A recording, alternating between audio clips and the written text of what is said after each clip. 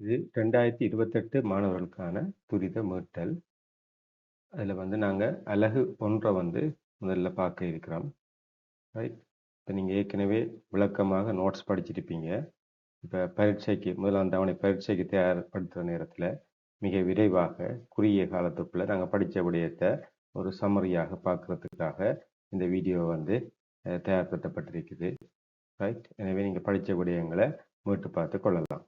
இந்த வகையில் இப்போ முதலாவது அலகு வந்து தகவல் தொடர்பாடல் தொழில்நுட்ப எண்ணக்கரு சார்ந்த விடயமாக இருக்கும். ரைட். அதில் முதலாவது வந்து பார்த்துருப்பீங்க ஐசிடி என்றா என்னன்னு சொல்லி. ஸோ பேசிக்கான கன்செப்ட் வந்து ஐசிடி என்று சொன்னால் நாங்கள் தகவலை வந்து உருவாக்குறதுக்காக தொழில்நுட்பத்தை வந்து எப்படியெல்லாம் பயன்படுத்த போகிறோமோ அந்த விடயங்களை தான் வந்து நாங்கள் ஐசிடின்னு சொல்லி நீங்கள் பார்க்க இருக்கிறோம். ஸோ ஐசிடி என்பது ஒரு பேசிக்கான ஒரு விடயம். ரைட். இதில் வந்து நாங்கள் தகவலோட சேகரிக்கிறோம் ஃபஸ்ட்டுக்கு. அதுக்கு பிறகு அதை நாங்கள் செயலாக்கம் செய்வோம். பிறகு அதிலிருந்து நாங்கள் ஒரு முடிவுகளை எடுக்கக்கூடிய மாதிரி இருக்கும். ஸோ இதுதான் ஐசிடியினுடைய பேசிக்கான எண்ணக்கரு. ஸோ இந்த விடயத்துக்காக நாங்கள் என்னென்ன டெக்னாலஜி எல்லாம் பயன்படுத்துகிறோமோ அதுதான் இந்த ஐசிடிக்குள்ளே உள்வாங்கப்பட்டிருக்கும்.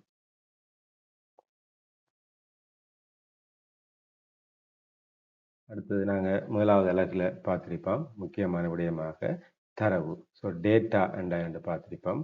ரைட். ஒரு முறைமைக்கு உள்ளீடாக வழங்கப்படக்கூடிய முறை வெளிப்படுத்தப்படாத விடயங்களை தான் நாங்கள் தரவுன்னு சொல்லி பேசிக்காக சொல்கிறோம். பல்வேறுபட்ட வரைவிலக்கணங்கள் இருக்கும்.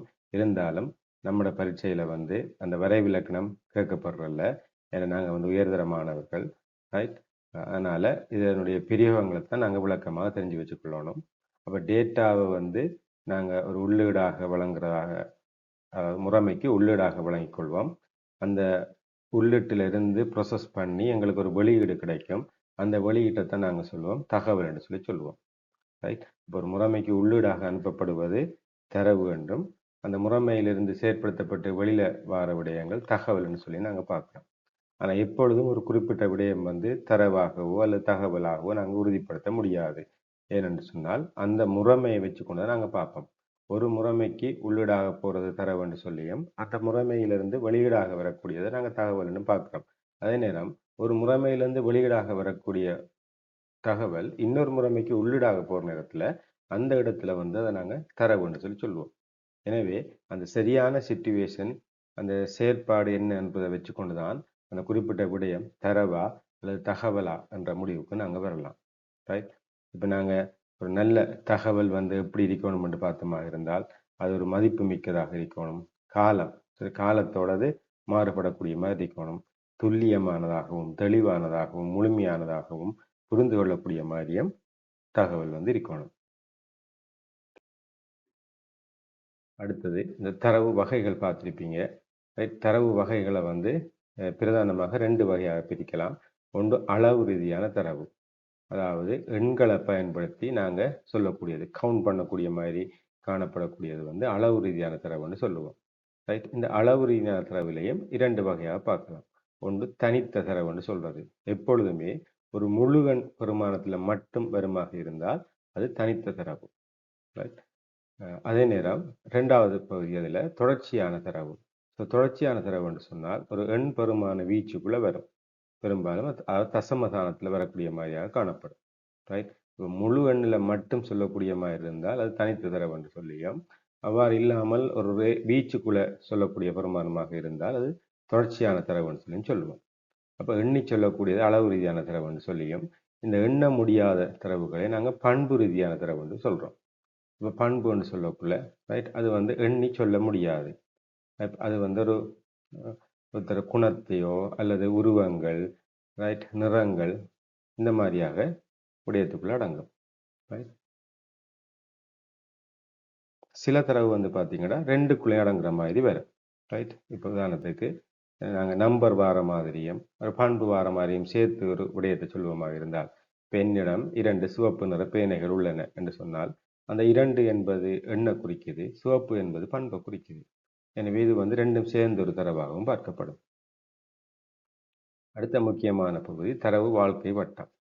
ரைட். இப்போ தரவு வாழ்க்கை வட்டத்தில் வந்து 3 படிகள் வந்து இருக்குது. முதலாவது படி பார்த்தீங்கன்னு சொன்னால் நாங்கள் தரவை உருவாக்குறோம். அதுக்கு பிறகு அந்த தரவை என்ன செய்கிறோம்னு சொன்னால் பாதுகாப்பாக வைப்பதற்காக அதை முகாமை செய்கிறோம். அதுக்கு பிறகு அந்த தரவு இனி எங்களுக்கு தேவையில்லை என்று சொன்னால் அந்த தரவை நாங்கள் வந்து நீக்கி விடுவோம். இது ஒரு வட்டம் சுழற்சியாக நடைபெறுவதால் தரவு வாழ்க்கை வட்டம் என்று சொல்லி சொல்கிறோம். ரைட். அப்போ தரவை ஃபஸ்ட்டுக்கு உருவாக்குறோம், அதை மேனேஜ் பண்ணுறோம், தேவையில்லைண்டா நீக்கிறோம். அதுக்கப்புறம் புதிய தரவை பெற்றுக்கொள்கிறோம், அதை மேனேஜ் பண்ண போகிறோம், தேவையில்லைண்டா நீக்க போகிறோம். எனவே இது ஒரு சுற்றாக நடைபெறுவதால் இந்த தரவு வாழ்க்கை வட்டம் என்று சொல்லப்படுது. ரைட். அதாவது ஃபர்ஸ்ட்டுக்கு வந்து இந்த தரவு உருவாக்கம் என்பது நாங்கள் ஒரு பொருத்தமான தகவலை பெறணும் என்று சொன்னால் அந்த தரவு வந்து அந்த முறைமைக்குள்ள தான் இருக்கணும். ரைட். இப்போ சிஸ்டத்தை விட்டு நாங்கள் வெளியில் போகக்கூடாது. ரைட். அதாவது இப்போ நாங்கள் கிரேட் 10க்காக நாங்கள் அந்த மாணவர்களிருந்து ஒரு தகவலை பெறுறதுக்காக தரவு சேகரிக்கமாக இருந்தால் அது கிரேட் 10 தான் நாங்கள் பார்க்கணும். அதே நேரம் கிரேட் 9 பிள்ளைகளையோ 11 பிள்ளைகளையோ அதுக்குள்ள எடுக்கக்கூடாது. எனவே அது சரியான சிஸ்டம் அந்த எல்லைக்குள்ளே வந்து நாங்கள் தரவை பெற்றுக்கொள்ளணும். அதே நேரம் அந்த தரவு வந்து ஒரு சரியான பயன்பாட்டில் இருக்கணும், அது பழுதடையக்கூடாது, அதை பாதுகாக்கணுன்றதுக்காக நாங்கள் அதை முகாமை செய்வோம். அதே நேரம் எங்களுக்கு இனி அது தேவையில்லை என்று சொன்னால் ரைட், இதுக்கு பிறகு அந்த தரவால் எங்களுக்கு எந்த பிரயோசனமும் இல்லை என்றால் நாங்கள் அதுக்கு பிறகு அதை நீக்கி விடுவோம், அதை அங்கிருந்து அகற்றி விடுவோம். ஸோ இது வந்து தரவு வாழ்க்கை வட்டத்தினுடைய முக்கியமான படிகள். அடுத்தது தரவு செயலாக்க படிகள். ரைட். இப்போ தரவு செயலாக்கத்தை பற்றி பார்த்துருப்பீங்க. தரவு செயலாக்கத்தில் வந்து பிரதானமாக 5 படிகளை வந்து நாங்கள் பார்க்குறோம். முதலாவது தரவு சேகரித்தல். இப்போ தரவு சேகரித்தல்னு சொன்னால் நாங்கள் சிறந்த தகவலை பெறுறதுக்காக ஃபஸ்ட்டுக்கு வந்து தகவலை நாங்கள் கலெக்ட் பண்ணி கொள்வோம், சேகரித்து கொள்வோம். இந்த சேகரித்தல் என்பது 2 முறையாக, அதாவது கைமுறையாக அல்லது தன்னியக்க முறையாக இடம்பெறும். கைமுறை என்று சொன்னால் நாங்கள் அதாவது நேர்காணல் இன்டர்வியூ மூலம் அல்லது வினாக்கொத்து கொஷனியார் மூலம் அல்லது அவதானித்தல் அப்சர்வேஷன் மூலமாக நாங்கள் தரவுகளை பெற்றுக்கொள்வோம். அதே நேரம் தன்னியக்க அரை தன்னியக்க சொல்லக்கூடிய டூல்ஸ்கள் கருவிகளை பயன்படுத்தி நாங்கள் தரவுகளை பெற்றுக்கொள்வோம். அப்புறம் பெற்றுக்கொண்ட பிறகு அந்த தரவை வந்து சரி பார்ப்போம். நாங்கள் எடுத்த தரவு வந்து எல்லாமே சரி, எல்லா வகையிலும் சரியா இருக்கான்னு சொல்லி செக் பண்ணுறோம், தரவு சரி பார்ப்போம். இப்போ இந்த சரிபார்ப்பில் முக்கியமான விடயங்கள் வந்து 3 வகையான சரிபார்ப்பை வந்து நாங்கள் மேற்கொள்வோம். ஒன்று தரவினுடைய வகை, அதனுடைய டேட்டா டைப் வந்து பொருத்தமாக இருக்குதா, அது எண்ணா அல்லது எழுத்தா நேரமா திகதியா, இந்த மாதிரி சரியான வகையாக அது பொருத்தமான வடிவத்தில் இருக்கான்னு சொல்லி சரி பார்ப்போம். அது பிறகு அந்த தரவினுடைய இருப்பு சரிபார்ப்பு நடக்கும்.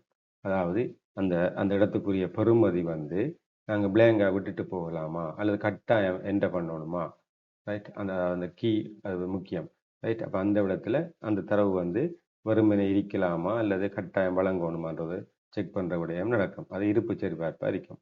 அதே போல் எல்லை, ரைட். நாங்கள் எடுக்கப்பட்ட தரவு சரியான பொருத்தமான ரேஞ்சுக்குள்ளாக இருக்குதா, அந்த எல்லையை விட்டு வெளியில் போயிருக்குதா என்றதை சரிபார்க்க விடயமாக இருக்கும். இப்போ 3 வகையில் தரவு சரிபார்த்த பிறகு என்ன செய்வோம்னு சொன்னால் அந்த தரவுகளை வந்து முறைமைக்குள்ளே நாங்கள் உள்ளீடு செய்வோம். இந்த உள்ளீடு செய்கிறதும் பார்த்தீங்கன்னு சொன்னால் ஒன்று நேரடி தொலை என்று இருக்குது. நாங்கள் என்டர் பண்ணுற நேரத்தில், அதாவது எங்களுடைய சிஸ்டத்துக்கு நேரடியாக என்டர் பண்ணமாக இருந்தால் அது நேரடி என்று சொல்லியும், நாங்கள் வேறொரு இன்டர்ஃபேஸுக்குள்ளால் என்டர் பண்ணி அது சிஸ்டத்துக்குள்ளே வந்து என்டர் ஆகுது என்று சொன்னால் அது ரிமோட் என்று சொல்லியும் சொல்லுவோம்.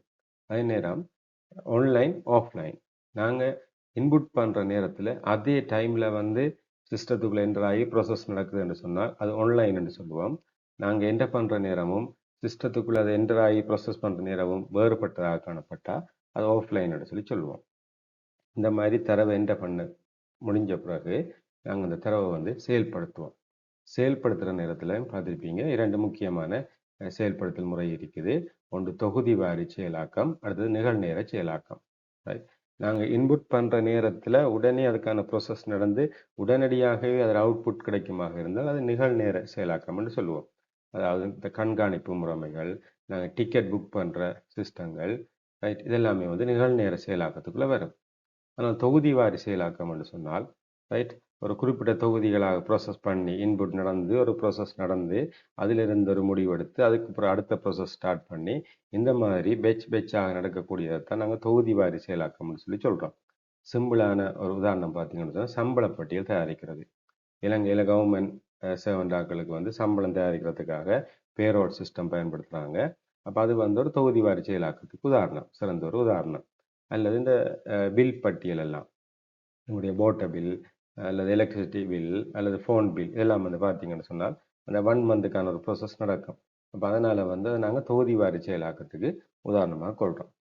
இந்த செயலாக்கம் முடிஞ்ச பிறகு பார்த்தீங்கன்னு சொன்னால் வெளியீடு, ரைட்? அதை வந்து நாங்கள் வெளியீடு செய்கிற நேரத்தில் ஒன்று ஹார்ட் காப்பி அல்லது சாஃப்ட் காப்பியாக வெளியீடு செய்வோம். நாங்கள் பிரிண்ட் பண்ணி கொடுத்த மாதிரி இருந்தால் ஹார்ட் காப்பியாக அவுட்புட் வரும், அல்லது நாங்கள் ப்ரொஜெக்டரில் அல்லது மானிட்டரில் வச்சு அவுட்புட்டை கொடுக்குற மாதிரி இருந்தால் அது மென்னக சாஃப்ட் காப்பியான அவுட்புட்டாக இருக்கும். அதுக்கு பிறகு நாங்கள் அதை பாதுகாப்பாக வைக்கிறதுக்காக அந்த தரவுகளை சேமித்து வைப்போம். இதுக்காக நாங்கள் சேமிக்கக்கூடிய சேமிப்பு சாதனங்களை வந்து பயன்படுத்தி கொள்வோம். ஸோ இதுதான் தரவு செயற்படுத்தல் படியினுடைய சுருக்கம். இந்த 5 ஸ்டெப் இருக்குது, ரைட்? இதில் வந்து அதிகமாக பார்த்தீங்கன்னு சொன்னால் தரவு சேகரித்தல் தொடர்பாகவும் தரவு சரிபார்த்தல் தொடர்பாகவும் தரவு செயலாக்கம் தொடர்பாகவும் அடிக்கடி வினாக கேட்கப்படும். அதிலே முக்கியமாக தரவு செயலாக்கத்தில் வந்து கேட்பாங்க. அந்த தொகுதி வாரி செயலாக்கத்துக்கு உதாரணங்கள் இது வந்து அடிக்கடி கேட்கப்பட்ட ஒரு விடயம்.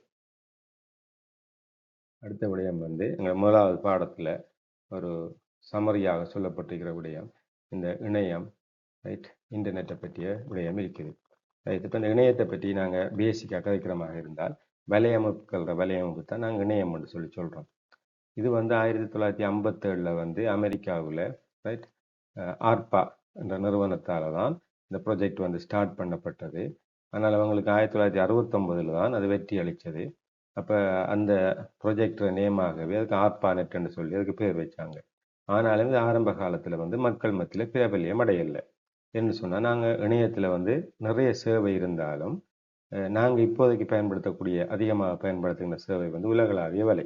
ஸோ அந்த உலகளாவிய வலை வந்து 1991 தான் டிம் பேர்னர்ஸ்-லீயால் அறிமுகப்படுத்தப்படுது.